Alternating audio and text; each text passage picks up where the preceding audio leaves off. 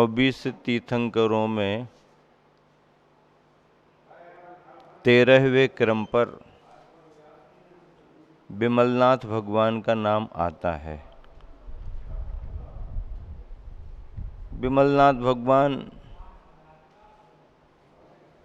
धर्म चक्र के प्रवर्तक हुए। वो तीर्थंकर थे।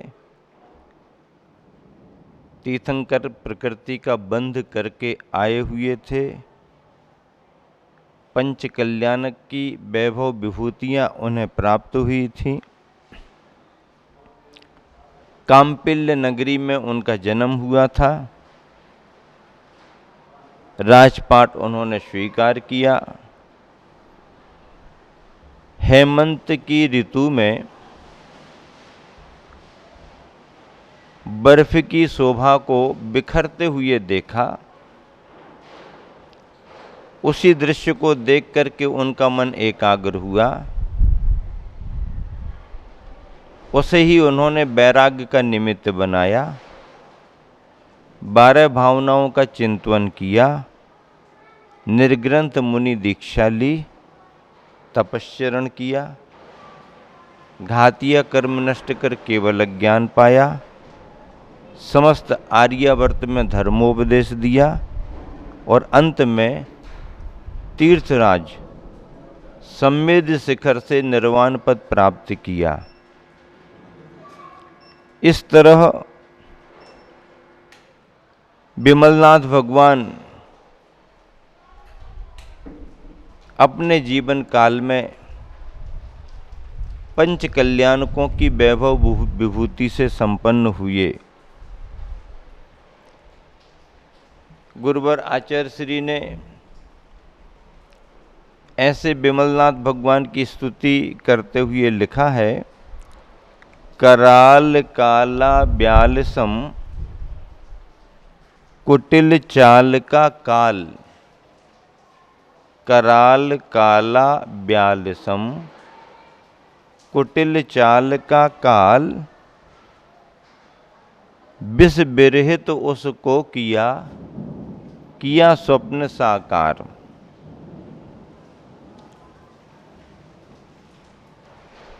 काल को लेकर के बात चल रही है। काल कैसा है? कराल काला ब्यालसम। कराल यानी विकराल। कराल का अर्थ क्या होता है? विकराल। तो विकराल, कराल काला, काला काला, कराल काला ब्याल सम। ब्याल का अर्थ क्या होता है? सर्प। ब्याल का अर्थ क्या होता है? सर्प। कराल काला ब्याल सम कुटिल चाल का काल। चाल कैसी है? कुटिल, टेढ़ी मेढ़ी चाल है।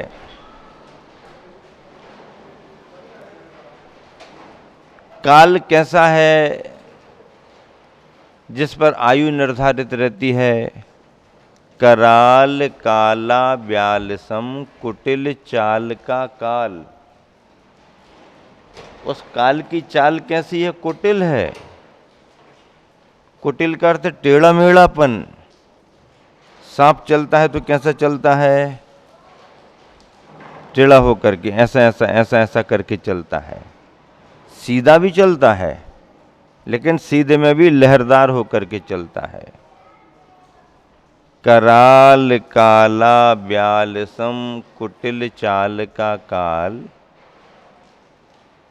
विष बिरहित उसको किया। हे भगवान, आपने उस काल के लिए विष विरहित कर दिया, विष से रहित कर दिया। अब उस काल के अंदर जहर नहीं है। सांप हो और जहर ना हो तो कोई काम का नहीं, खेल खिलौना हो जाएगा। फिर तो सांप हो और जहर ना हो तो फिर तो खेल खिलौना हो जाएगा। सांप का डर तो जहर के कारण होता ना। हाँ, तो सर्प जहरीले होते हैं। सर्प कैसे होते हैं? जहरीले होते हैं। उसके कंठ में जहर की ग्रंथि रहती है।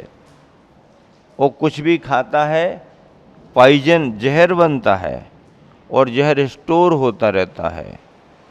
जब कभी उस पर कोई वजन पड़ जाए, प्रेशर पड़ जाए, सांप किसी से दब जाए, तो अपने बचाव के लिए फिर वह अपने फन को मारता है। और फन मारने में मुंह खोल करके दांत लगाता है। दांत लगाने में स्थिति ये बनती है कि जैसे ही गुस्से में आकर के वो दांत लगाता है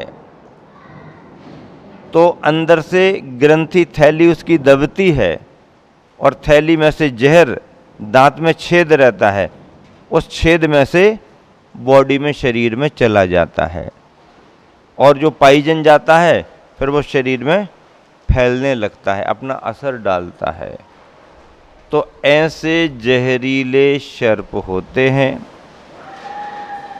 उन जहरीले सर्पों के बारे में कहा गया कि कराल काला ब्याल सम कुटिल चाल का काल, जीत लिया तुमने उसे विष विरहित उसको किया स्वप्न साकार। क्या स्वप्न साकार किया? विष विरहित कर दिया। सर्प को विष विरहित कैसे किया होगा? सर्प तो है लेकिन विष से रहित कैसे हो गया? विष से रहित कैसे हो गया? हो गया। हाँ, देखो एक बहुत अच्छा दृश्य अंकित किया जा रहा है कि सर्प कैसा होता है, काल कैसा होता है। कराल काला ब्याल सम कुटिल चाल का काल। सर्प की उपमा काल को दी गई है। सर्प को भी काल ही माना जाता है, लेकिन यम और काल अलग है, जो आयु का अंत करता है, आयु का अंत होता है। ऐसे अपने यहाँ पर कोई यम दूत या कोई काल अलग से आ रहा है ऐसा कुछ नहीं है, लेकिन एक कल्पना के मुताबिक कराल काला ब्याल सम कुटिल चाल का काल, विष विरहित उसको किया, विष विरहित उसको किया स्वप्न साकार। भगवान आपने उस काल के लिए विष विरहित कर दिया। कैसा कर दिया? विष विरहित कर दिया, विष से रहित कर दिया। और ऐसा करके आपने अपने स्वप्न को साकार किया।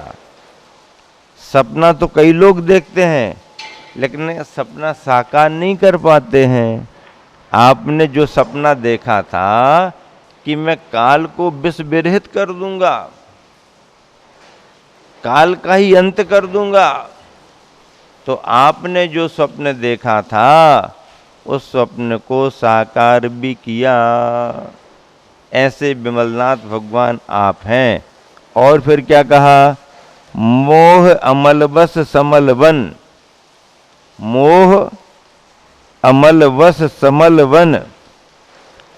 मैं अमल था, अर्थात मेरा स्वभाव मल से रहित था, निर्मल था, विमल था, अमल था, लेकिन मोहवश समल बन गया। वैसे तो मैं स्वभाव से अमल था, अमल का अर्थ मल रहित, विमल निर्मल। मैं विमल निर्मल था, लेकिन मोहवश, मोह के वशीभूत होकर के समल बन गया।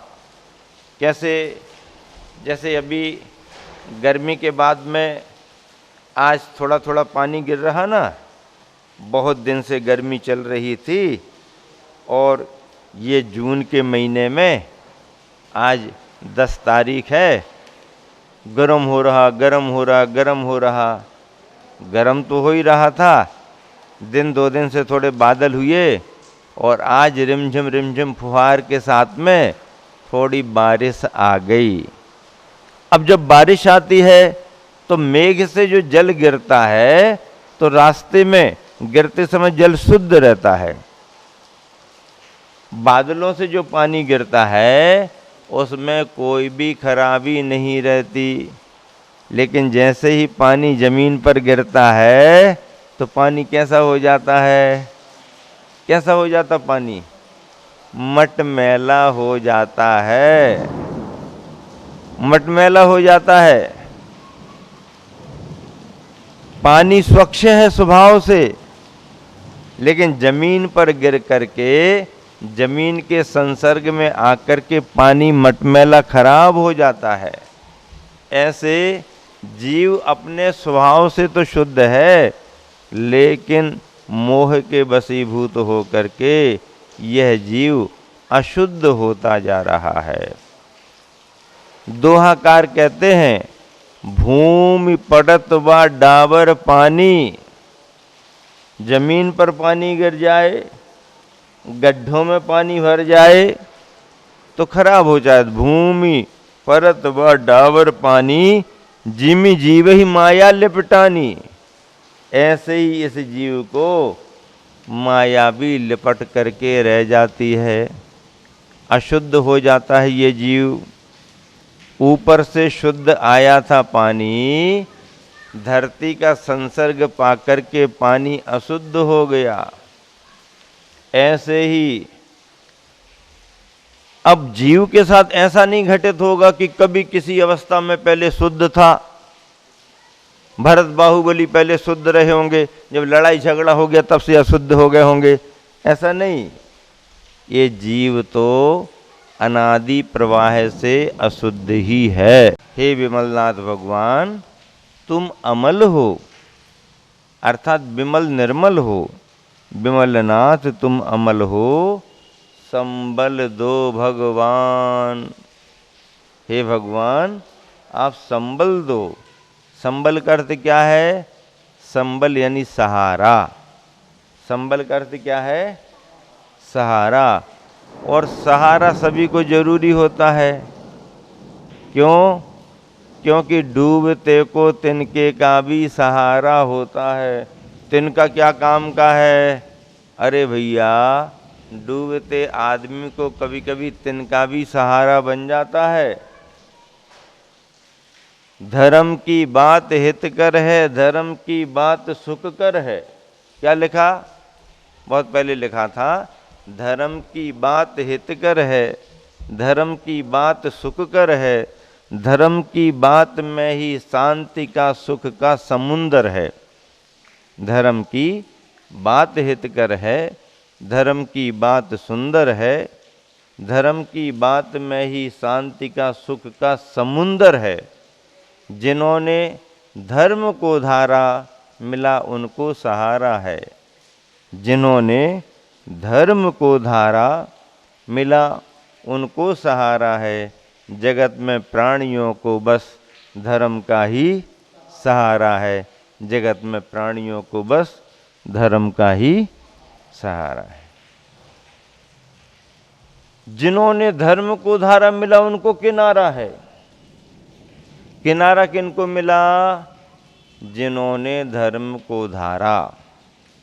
धर्म को जिन्होंने धारण किया उनको किनारा मिल गया। और जगत में डूबतों को बस धर्म का ही सहारा है। ऐसे विमलनाथ भगवान की स्तुति में आचार्य श्री ने जो परिकल्पना की है, जिन भावों को अभिव्यक्त किया है, वो सब बहुत स्पष्ट हैं। कराल काला ब्यालसम। फिर से सुनो सभी जन। कराल काला ब्यालसम। कुटिल चाल का काल, टेढ़ी मेढ़ी चाल वाला काल है। काल कैसा है? कुटिल चाल का है। और कराल काला ब्याल के समान है, सर्प के समान है।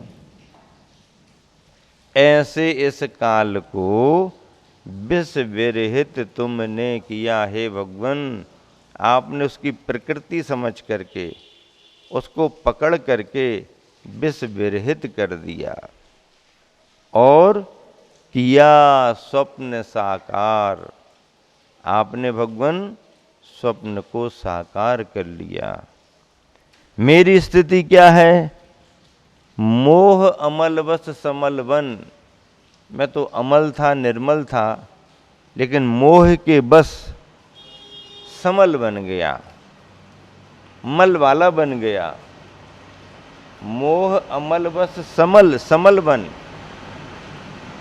और जब समल बन गया तो निर्बल में, निर्बल, बल ही नहीं मेरे पास, निर्बल में भयवान, भयभीत हूं मैं, भयवान हूं मैं। निर्बल में भयवान, विमल नाथ तुम अमल हो। हे विमलनाथ भगवान, तुम अमल हो, विमल हो, निर्मल हो, मलातीत हो। ना आपके अंदर भाव कर्म है, ना द्रव्य कर्म है, और ना अब आपके पास नौ कर्म बचा। ये तीनों प्रकार के कर्म मल माने जाते हैं। ये सारे मल आपके आत्मा के अंदर से निकल गए। इसीलिए विमलनाथ तुम अमल हो। फिर क्या करो? संबल दो भगवान, हे भगवान आप मुझे संबल दो, सहारा दो। डूबते को तिनके का सहारा होता है। युग के आदि में आदिनाथ भगवान के चरण कमल सहारा बने, सभी तीर्थंकरों के चरण कमल सहारा बने। भव्य प्राणियों के लिए, सम्यक दृष्टियों के लिए, संसार का सागर पार करने वालों के लिए भगवान के चरण सहारा बनते हैं, सहारा बनते हैं। और यह सहारा हमारे लिए सागर का किनारा दिला देता है। संसार सागर का किनारा पाने के लिए भगवान के चरणों का सहारा लेना जरूरी है। ऐसे विमलनाथ भगवान की स्तुति गुरुवर आचार्य श्री ने दोहों के माध्यम से की है। उस पर मैंने अपना विचार आप सबके सामने रखा। आप इन पंक्तियों को पढ़ कर के निरंतर भगवान की स्तुति करें। इसी शुभ भावना से विमलनाथ भगवान की जय।